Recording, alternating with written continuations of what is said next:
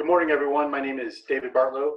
I'm a program manager at GENEDGE with our cybersecurity program. And for today's webinar, we want to talk about keeping up with the changing CUI cybersecurity requirements. It's been an evolving environment, and so we just wanted to give an opportunity to bring everybody up to speed with where we're at. Specifically today, we'll cover three things. We'll cover the current requirements, DFARS 7012.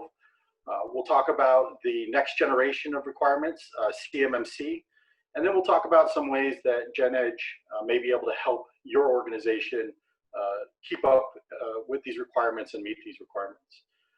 Just an administrative item, I'm going to try to get through these slides in about 45 minutes. I'm shooting for 35 to 45 minutes. We've got about 35 slides, so it's just a little over a minute a slide. And we'll take all the questions at the end. What I'd ask everyone to do is just open up your chat window. And if you have any questions, just go ahead and send them through chat. And then when we get to the end of the presentation, I'll just read through the questions and try to answer them all at that point.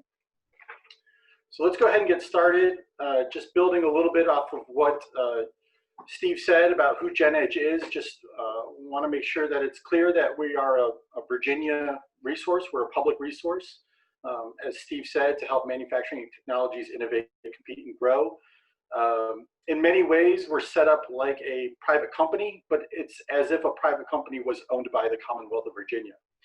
And so at the end of the day, instead of being measured against a profit line, we're a not-for-profit organization.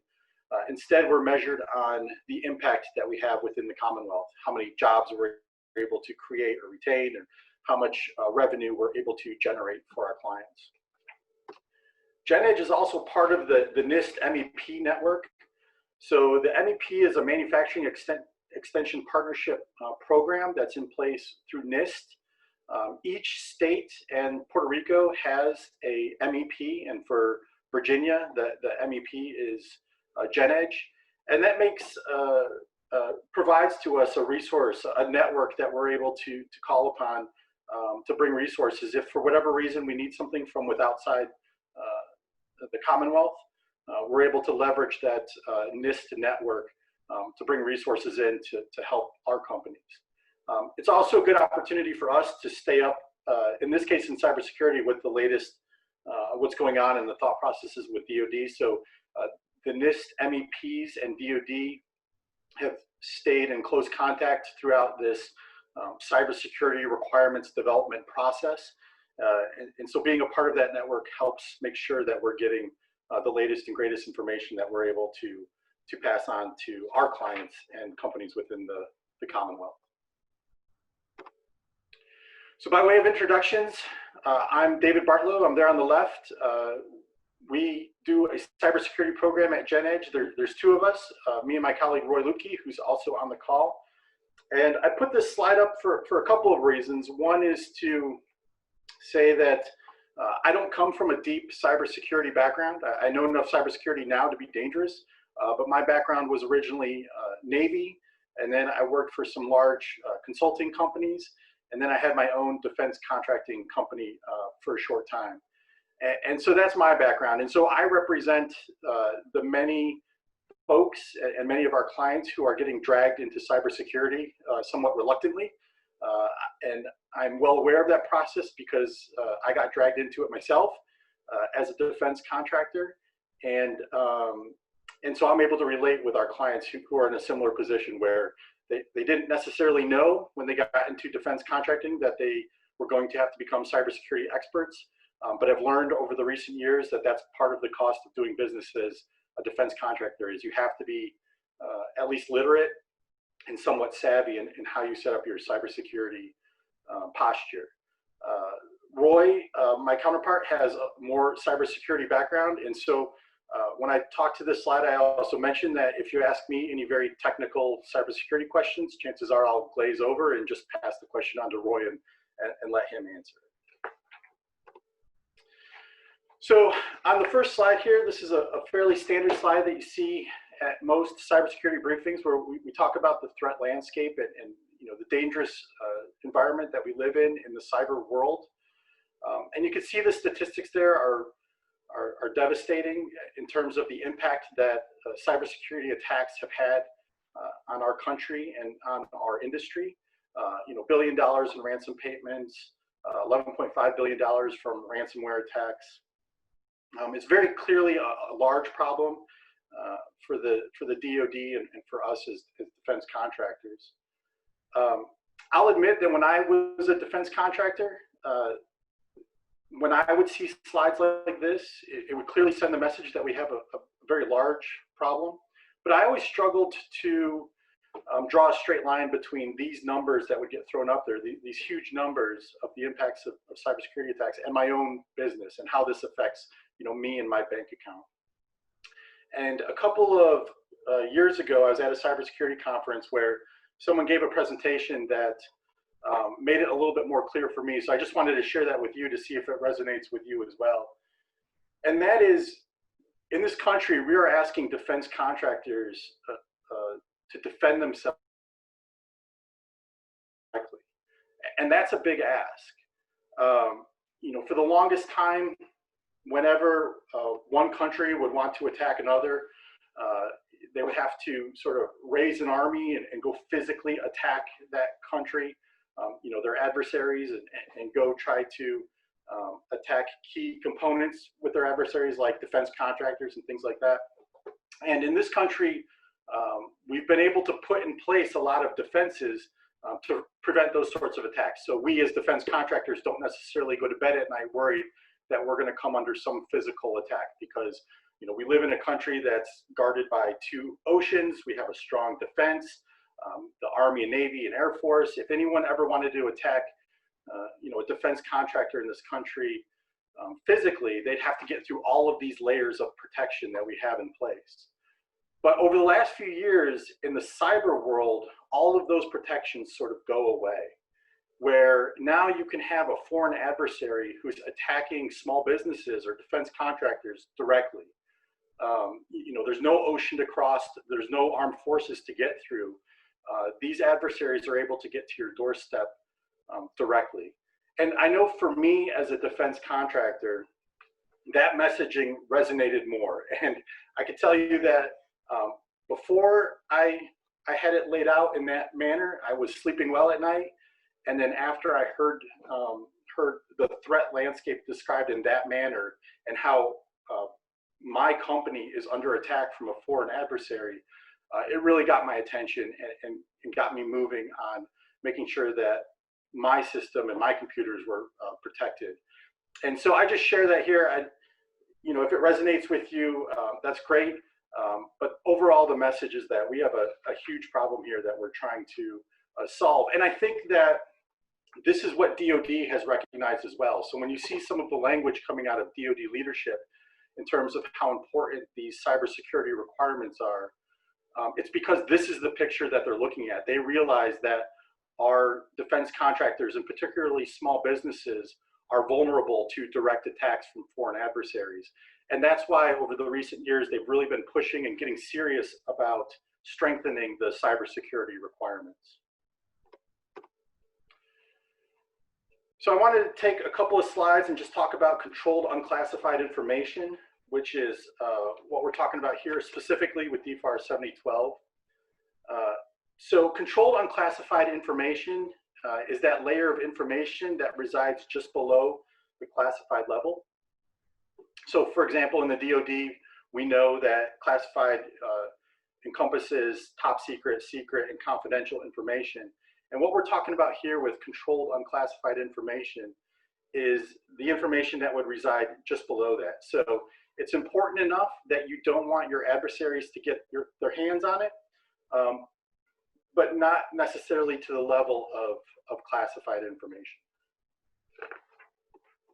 So the question that we always get from clients is trying to determine whether or not their organization handles CUI data. And in some cases, that answer is very clear. So for example, if you're working on technical drawings, maybe for a major defense program, that's likely CUI information. If you're working on technical manuals or any other sort of technical information, chances are you're handling CUI information. In some cases, it becomes a little bit more of a gray area. And I could tell you that I've sat in meetings with cybersecurity experts who have sometimes debated over whether or not a particular type of information falls into the category of CUI. So to help our clients sort of navigate through this and determine whether or not they're handling CUI information, I've got a couple of resources for you that you could reference to help make that determination. So the first is the National Archives, the NARA website, which I have a screenshot of here, or at least a cutout from the screenshot.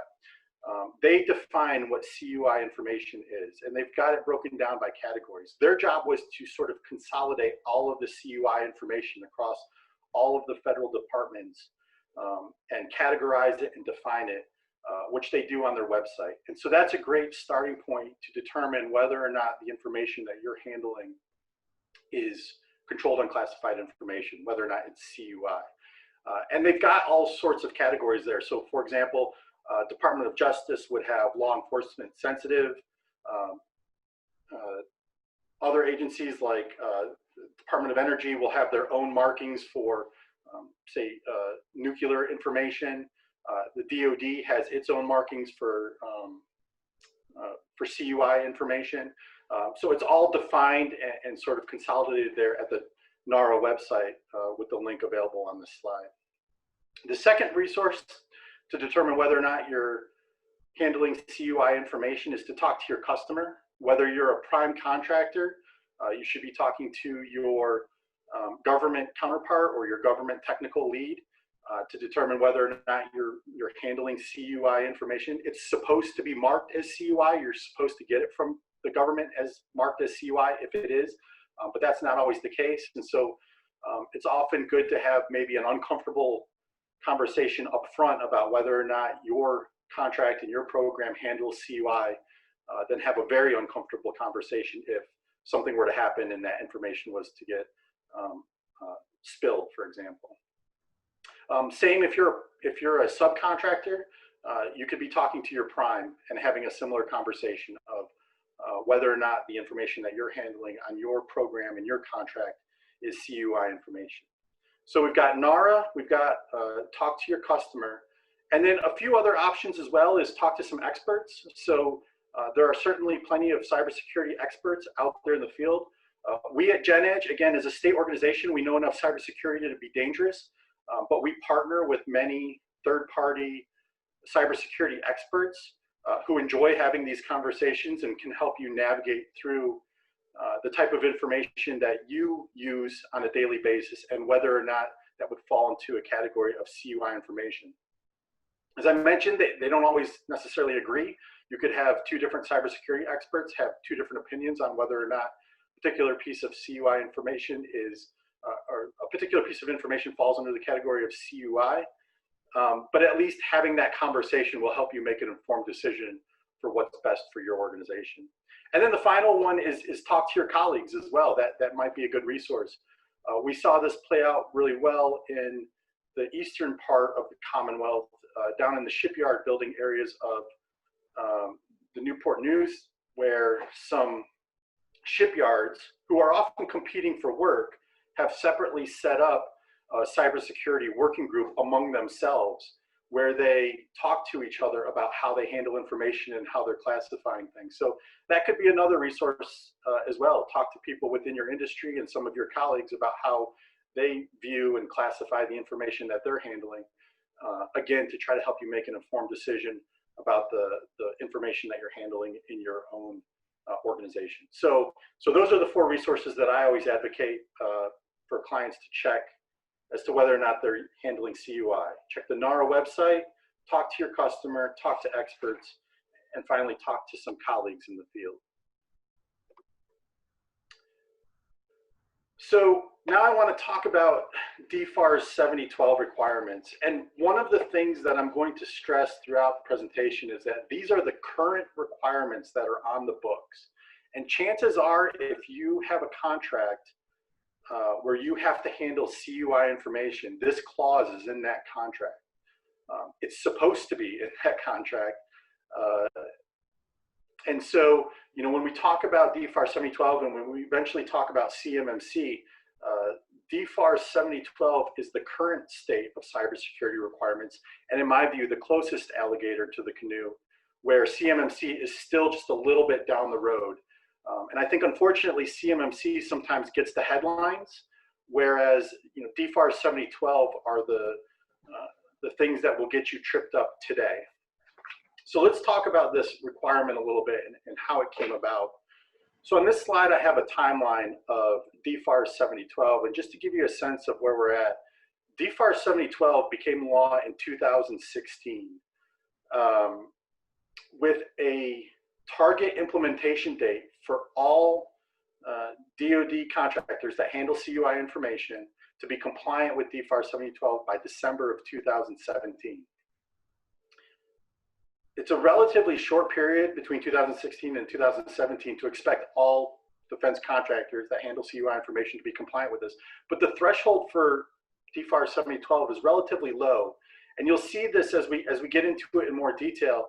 What DFARS 7012 requires companies to do is do an assessment of their system, of their network, identify where their gaps are at, and have a plan in place to remediate those gaps. It doesn't require that all of the gaps are fixed and that all of those reds have been turned to green. It only requires that you've done an assessment and you know where those gaps are at.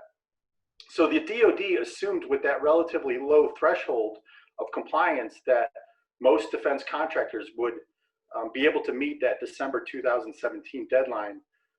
But in practice, they've discovered that that hasn't really been the case. The bottom part of the slide, we'll talk about more in a little bit, but those blue boxes are the development of NIST 800-171, which was developed in parallel and is closely related to DFARS 7012, but is a separate document that we'll talk about in just a second. So this is the text to DFARS 7012, and this is about as funny as I get, because the joke is that when probably what they see, which is just a bunch of fine print. But really the point is that the text of DFARS 7012 is not that long. And if you put it on a normal size sheet of paper with normal sized font, it would probably take about 15 minutes to read through. So again, myself, without a deep cybersecurity background, I'm able to read through it and follow it. It's not too technical in nature. And so, if this is a clause in your contract and you're required to meet this clause, it's probably worth reading it through in its entirety. But what we'll do here over the next couple of slides is break down some of the key elements of it, just as sort of some quick notes for the important parts of it, so you at least have that coming out of this webinar. So when DFARS 7012 came out in 2016, as I mentioned, it had a 2017 implementation deadline. And as that deadline approached, as December 2017 approached, there was a lot of confusion about how DFARS 7012 should be interpreted. And at the time, there was a policy office in OSD, it's Defense Procurement and Acquisition Policy Office, the DPAP office, which I think has been renamed 3 or 4 times since then. They came out with some guidance that's a good companion to DFARS 7012. So in this policy document, it explained to contracting officers and also to industry what the government is looking for as far as compliance with DFARS 7012. And there's some important considerations in there for how to meet DFARS 7012 that we'll talk about in a little bit. But things like clarifying what it means to do an assessment and have a plan in place to remediate your gaps, that's all defined in this companion policy document. So that's a good read as well when we're talking about DFARS 7012. So I want to just spend a slide on enforcement of DFARS 7012, because this is a question that we also get a lot from clients in terms of, is DFARS 7012 really something that I need to do?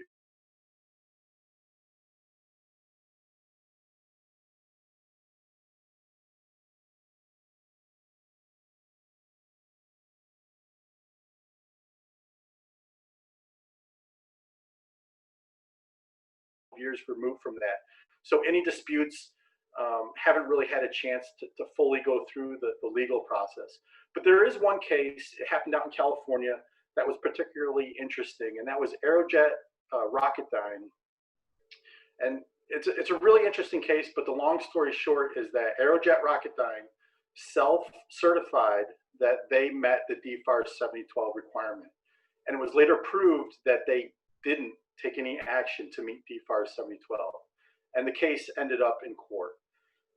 And it was a very complicated case, and so there were many aspects of it, but there were some interesting parts that we were able to pull out that I think are relevant to answer these questions that we get from our clients. Specifically, whether or not the government has a realistic expectation that these requirements should be met. So Aerojet Rocketdyne, one of their defenses was basically, come on, these requirements are changing all the time.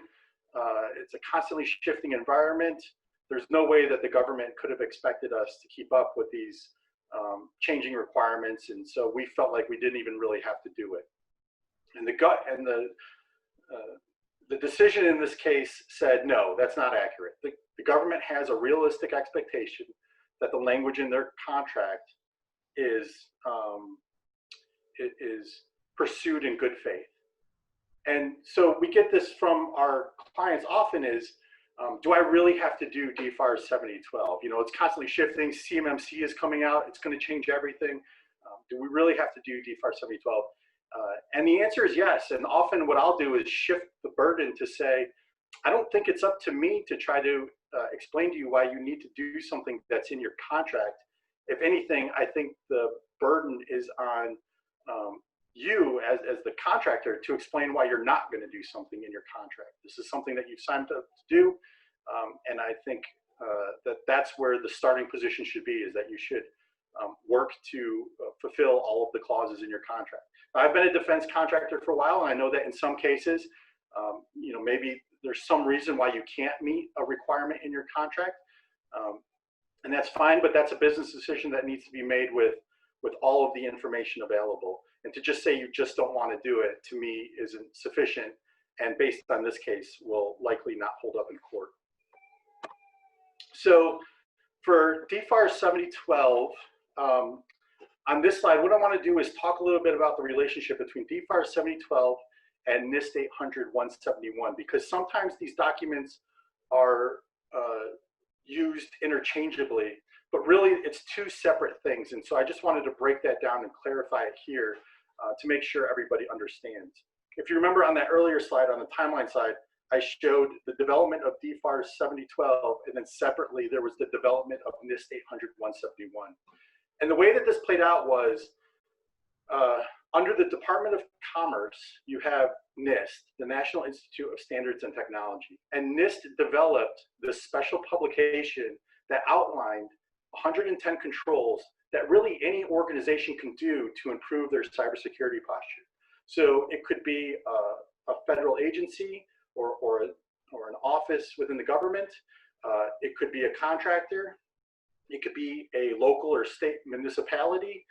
It could be a nonprofit organization. Basically, any organization that has a network would be able to use these controls that NIST had developed to improve their cybersecurity posture.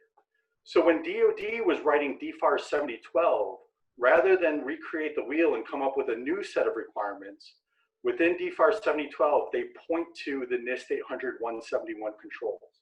So that's the relationship between the two documents. As a standalone document, and if you talk to the folks at NIST, they would say that what they've developed is a list of controls, not requirements. But for us as defense contractors, what makes these requirements is the fact that in the DFARS, in DFARS 7012, it points to this NIST 800-171 and says you shall comply with these controls. So for us, for our purposes, it makes them requirements. So I just wanted to kind of highlight that distinction between the two documents and how they're related. And again, sometimes they're used interchangeably, but really they're two separate documents. So we're up to NIST 800-171 revision 2, which was released in February. It's publicly available. The link is right there if you'd like to read through it. The way that they have NIST 800-171 broken up is into 14, they call them families of cybersecurity controls. So it's everything from how you control access to your network, to how you respond to incidents, to physical protections of your network, you know, locks on the doors and things like that. So they've got these 14 families, and then divided within those 14 families, they have 110, they call them guidelines or controls, but for our purposes, again, in DoD, they're requirements. So NIST 800-171 is largely a non-technical, are largely non-technical requirements. The rough breakdown that I've always heard is something like 30%, 70%, 70% being non-technical requirements, 30% being more technical in nature. I've been in defense contracting for a while, and I know back in the day, the DoD was really focused on non-technical solutions to problems. They used to call it .mlpf. I'm not sure that that term is even around anymore. But the idea is that once you identify a problem that you have, instead of going out and buying an expensive widget, maybe there's things that you could do from a non-technical standpoint, like change your doctrine or your organization, your leadership, your training, your processes and policies to help solve the problem rather than run out and buy widgets. And it's very much the same mindset with NIST 800-171. There's a lot of policy and procedure requirements in there, as opposed to requiring folks to run out and buy the latest and greatest widget. So I use this as an example. I pulled this out of NIST 800-171. This fell under awareness and training. And in this case, the control was to make sure that employees are aware of the security risks and have the adequate training to carry out their mission as it relates to cybersecurity concerns. So again, not necessarily a technical solution, but you know, in this case, training and awareness for employees. So I'd like to go back to DFARS 7012, and we'll talk about a few key elements of DFARS 7012. Probably the most important is the system security plan. And from what we have found, if a client or a contractor is asked to demonstrate compliance with DFARS 7012, often they're asked to provide their system security plan, because the system security plan is a very comprehensive document that describes all the security controls in use. And so it's a good summary of the status of the network for the contractor, and demonstrates to the customer that you've complied with DFARS 7012. So more often than not, when clients are asked to demonstrate that they meet DFARS 7012, it's usually the system security plan that the customer is asking for. Another element of DFARS 7012 is this idea of incident response. And this is an area I could probably spend a lot of time on, but I'll try to get through it very quickly. It was always interesting to me that the DoD prioritized incident response to the point where they included it in the title of DFARS 7012. So the full title of DFARS 7012 is Safeguarding Covered Defense Information and Cyber Incident Reporting. And I was always curious about why cyber incident reporting was so important to DoD that they included it in the name of the DFARS clause. And the answer is that based on statistics and data, the DoD knows that their defense industrial base is being attacked frequently. And the number of reports that they're getting through DIPNet doesn't align with how many attacks they think are happening every day. And so the idea of sort of elevating this idea of reporting incidents within DFARS 7012 was to try to start bridging that gap. So that way DoD is getting good access to better information about the realistic situation that they're in terms of how many attacks are happening on a daily basis and what information is being lost and things like that. So this is one that's particularly important to DoD. Although when they wrote the requirement, they wrote it to say that contractors shall report an incident, which is kind of hard to demonstrate to an auditor, for example. So the way that we have handled it at GENEDGE, and the way that I think most cybersecurity experts handle this part of DFARS 7012, is to create an incident response plan for their clients. So that way, a contractor has an incident response plan, that they've got a plan laid out for what actions they'll take if an incident occurs. And if they're audited and somebody asks for proof that they meet this part of the DFARS 7012 requirement, the contractor can hand over that incident response plan to say, this demonstrates that we will report incidents as they happen.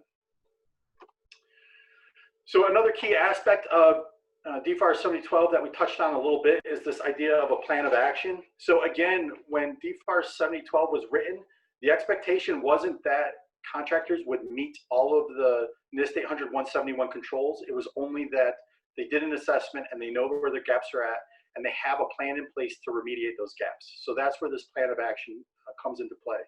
It's more clearly defined in that DPAP document that I mentioned, the one that accompanies DFARS 7012. And what it says is that a contractor needs to do an assessment, identify their gaps, and then have this POAM, a plan of action, in place for what the gaps are, when they'll be remediated, how they'll be remediated, very typical POAM format.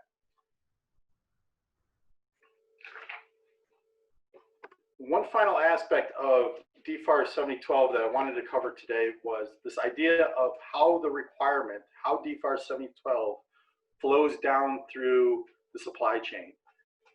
So within the language of the clause, it says that the clause in its entirety will be passed on to any subcontractor that's also handling CUI information. So for example, this clause doesn't just apply to the prime that's doing the work. If the prime is passing on any of the work, let's say they hire an engineering firm to do some engineering work to build this major defense program, this clause in its entirety needs to be included in that contract as it's passed down. And then if that engineering firm hires, let's say, an independent consultant to provide some engineering support, again, the clause needs to be passed down. So it's the clauses in its entirety needs to be passed down throughout the supply chain to any company that's handling CUI information.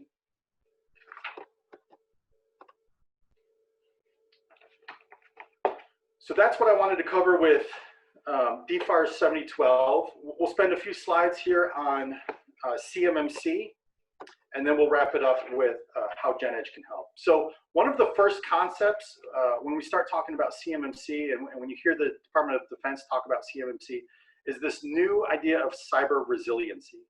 And I'll admit that this is probably a little bit of a buzzword, but for those that are tracking CMMC, this might explain a little bit of why you're starting to see cyber resiliency instead of cybersecurity.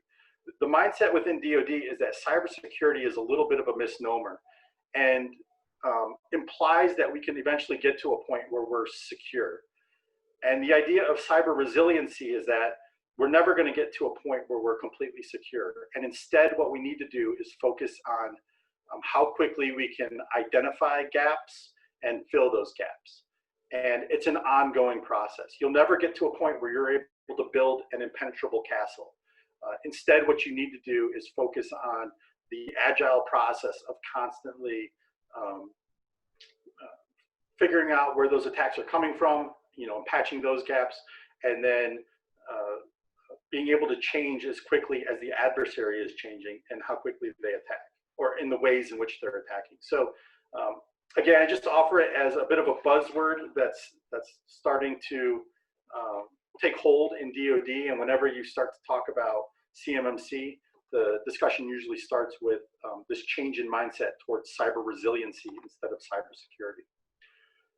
So what is CMMC? So it's the Cybersecurity Maturity Model Certification. It was announced last year, and sort of a rough estimate launched earlier this year, although that's a bit of a gray area. On this slide, I intentionally crossed some things out because this is a very big initiative that DoD is taking, and it's a change in culture, not just for the DoD itself, but for its entire industrial basis. So this is a very big thing that DoD is trying to do, and a big rock that they're trying to move. And the way that they originally envisioned it playing out is not necessarily the way that it has been playing out. And that's not to be critical of it. Again, there's a lot of appreciation from me for what they're trying to do, but it's only meant to show that this has been a constantly shifting target over the last couple of months. And that directly impacts the clients that we work with on a day-to-day basis, because the clients that we work with, they hear things about CMMC and how, you know, every contract by the fall of 2020 is going to have CMMC requirements in it, and I need to get certified so that way I don't lose my contract. And some of those initial milestones that DoD has put out there for how they were going to do this and when things were going to roll out have been adjusted as time has gone on. So, for example, the DoD, the CMMC, the structure that they envisioned was there's going to be a separate accreditation body that actually manages the CMMC process. So it's not going to be managed by DoD. It's going to be managed by an outside organization. And originally, the plan was to just select an organization and have them do this. But at the last minute, they changed their mind and said, instead of selecting a single organization, we want representatives from multiple organizations to come together to form this accreditation body. And that's great. It's a great approach, but it slowed down progress a little bit. And having individuals from multiple organizations come together to try to form this accreditation body was a much more difficult process than just selecting an existing organization to serve as the accreditation body.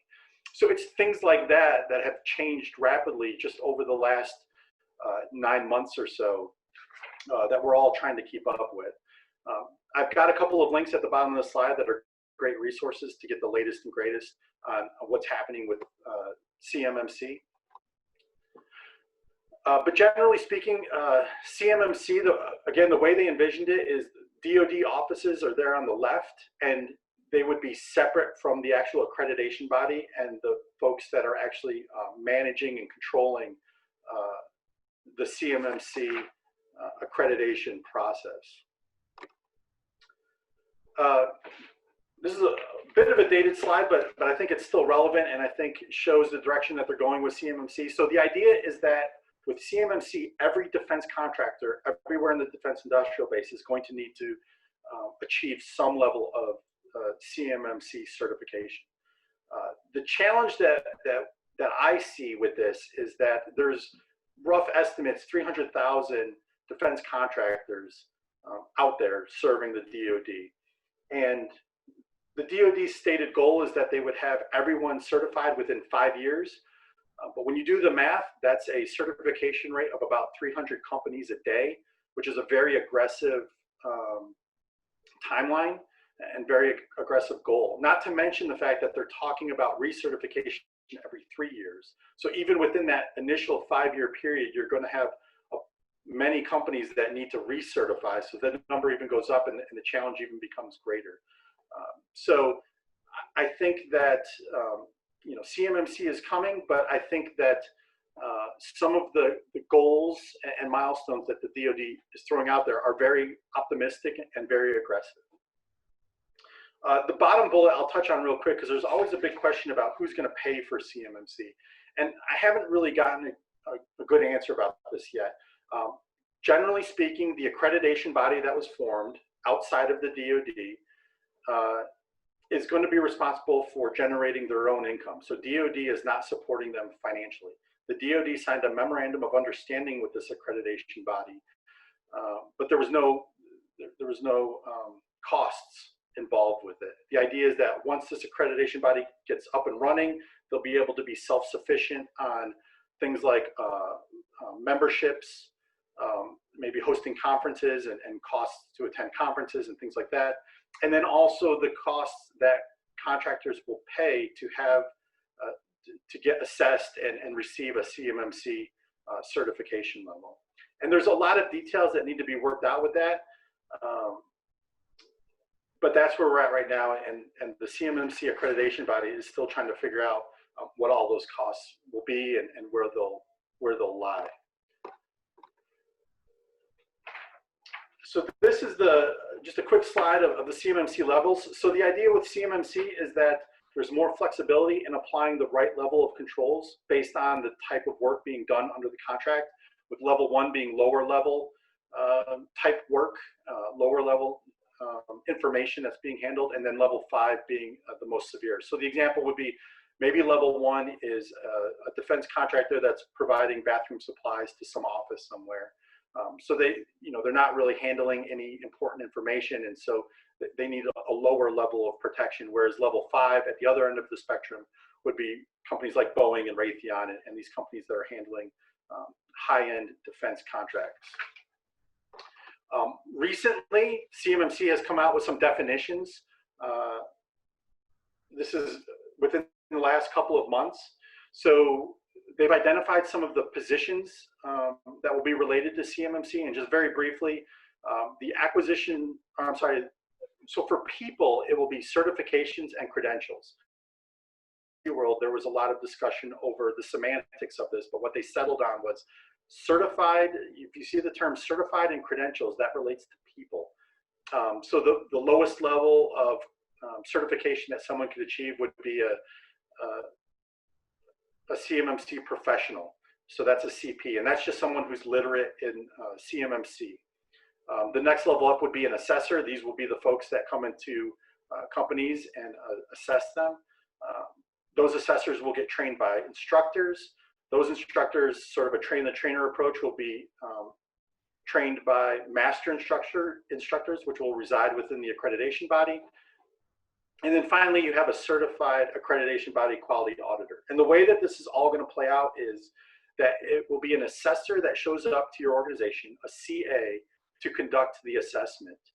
They'll put together a package and ultimately send it to the CQA, the quality auditor, who resides within the accreditation body for a final determination and a final decision. And it's the CQA who will ultimately sign off and say that your organization is certified to a certain level.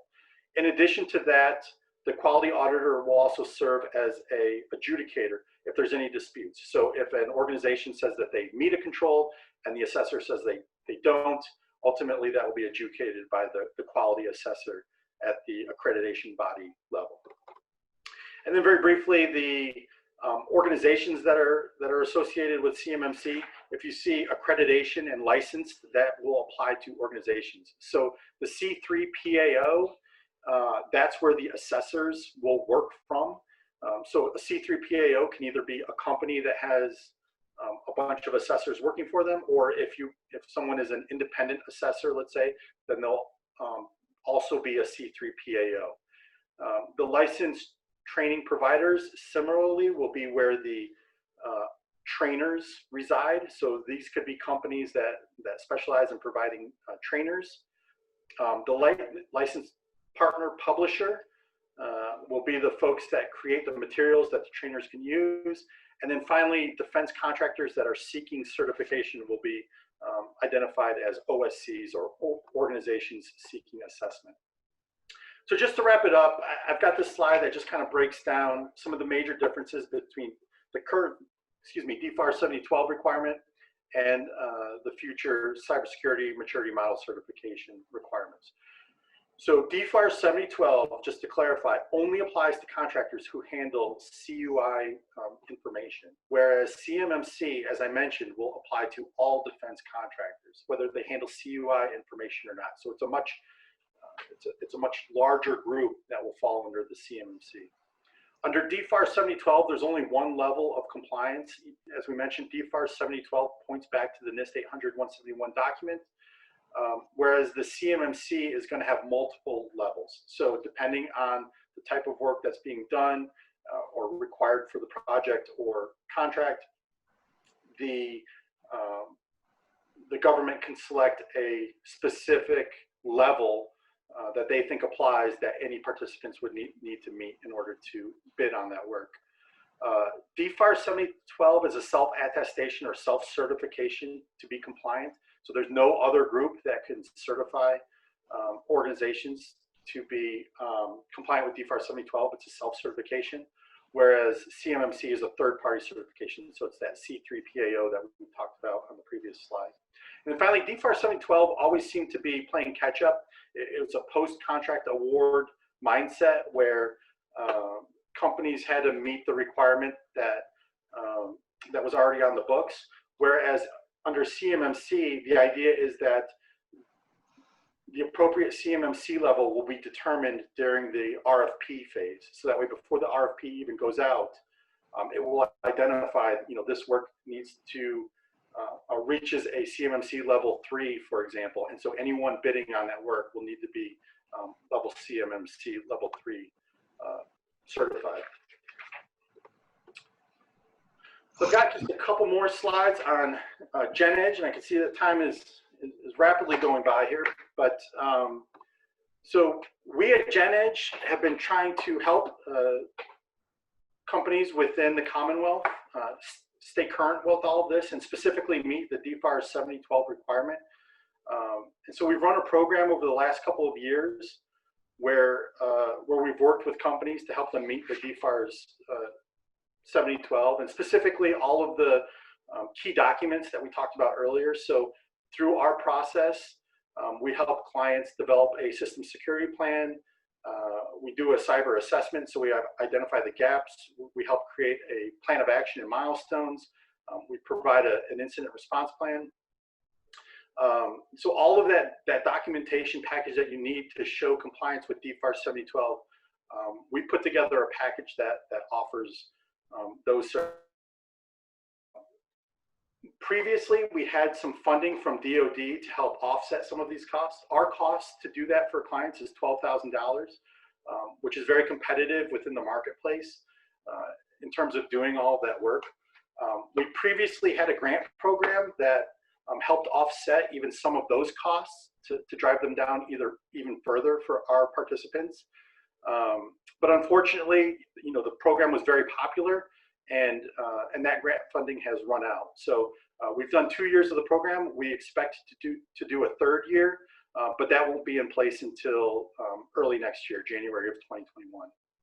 And so what I wanted to do on this final slide then was try to navigate through all of the moving parts to make it simple for, if you would like to engage with us moving forward on this, some different options that you have available to you for how you can move forward. So for example, option 1 would be, if you'd like to work with us on meeting the DFARS 7012 requirement, we could start right away.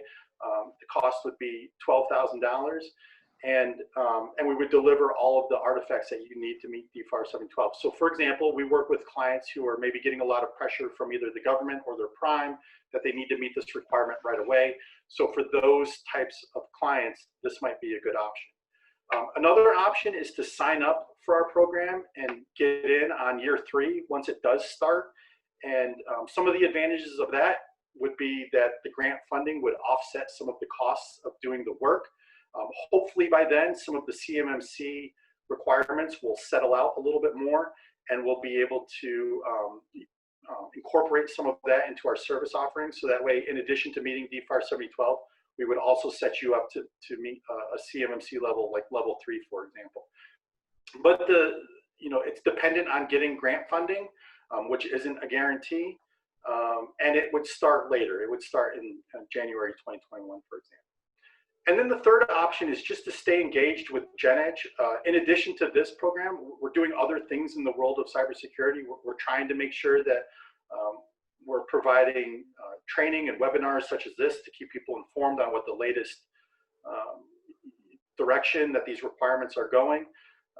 And we're also putting together other service offerings to try to help bridge that gap between now and next year, where maybe we can start doing some work now towards meeting these requirements, even though it wouldn't be necessarily the full package. So I put Steve Dalton's contact information down there.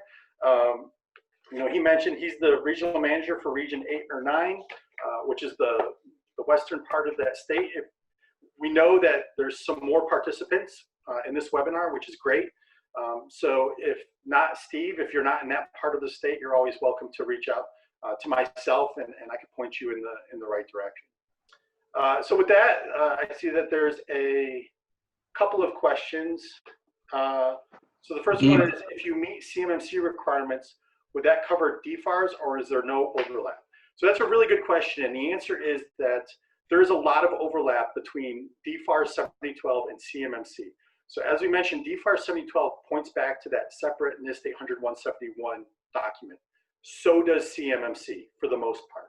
So for example, if you're DFARS 7012 compliant and you meet all of those controls, that's roughly the equivalent of CMMC level 3. Now the big difference is that under DFARS 7012, the requirement is only that you know what your gaps are at and you have a plan in place to remediate those gaps. Under CMMC, it's not that flexible. Under CMMC, you have to have those gaps remediated. All of those reds need to turn to green in order for you to be certified at a certain level. So what we tell clients, often we'll talk to clients who are saying, well, I'm just going to wait for CMMC because everything's going to change. And that's not the case. CMMC is just another step down the same path of what we're already doing under DFARS 7012. And not only that, but another important point is that DoD's expectation is that companies are already compliant with DFARS 7012. So the step to CMMC is not that big of a deal. So in other words, when CMMC came out, there was a lot of concern over how much it would cost and how are we going to do all of this. And DoD's position was, we've already had DFARS 7012 on the books for a few years now. And if you're compliant with that, which a lot of people in the industry have self-attested that they're compliant with DFARS 7012, taking that next step to CMMC should not be that big of a deal. And so, so there's a lot of overlap between the two things. CMMC is just taking it to another level. If DFARS is the first step, DFARS 7012 is the first step, CMMC is that next step. Dave, this is Roy. The next question, is there a particular government cloud provider that you recommend? And my answer is we try to stay away from providing specific recommendations. I'll say that from my perspective, what I've learned in navigating through the cybersecurity world over the last couple of years is that a lot of it depends on the configuration of your system more than the specific solution that you're choosing. I know for me, there's a lot of debate. I've heard cybersecurity experts debate over whether or not GCC High, for example, for Microsoft is required to be compliant. And from what I've heard, my own take on it is that it's not necessarily required. What's more important is how these tools that you have are configured. So in other words, you could have GCC High, and it could be configured in a way that's not compliant with DFARS 7012, for example. So I would say that the focus is really on configuration more than the solution. But as far as if there's a particular cloud provider that we recommend, we usually don't go down that road. When we work with people to try to answer that question, we would present it more as, here's the pros and cons of multiple options. And then is CMMC replacing DFARS? So this is another example of CMMC kind of changing how they were going to approach this over time. The original answer that we got was that CMMC was not going to be within DFARS. It was going to be a separate policy document, a DoD policy for implementation. So DoD's policy would be that contracting officers need to put this in place, put CMMC in their contracts, and then people bidding on it would have to meet it. More recently, I've heard that they're going to rewrite DFARS 7012 to incorporate CMMC. So how specifically they're going to do that and how long it's going to take for that process to play out, I don't have the answers to that question. Again, it's still a bit of a moving target. But my understanding, to answer your question directly right now, is that eventually CMMC will get written into DFARS, and so DFARS 7012 will probably change to accommodate that. And that's all I have for today. I appreciate the questions. They're very good questions. Thank you for your participation. I can see that I ran maybe a minute long, but we are a resource that's here available to you. We're a public resource for companies within the Commonwealth. So please feel free to reach out to us if you have any questions or if there's anything we could do to help you in this field. And with that, I will wish everyone a great rest of the day, and we will go ahead and end this webinar. Thank you.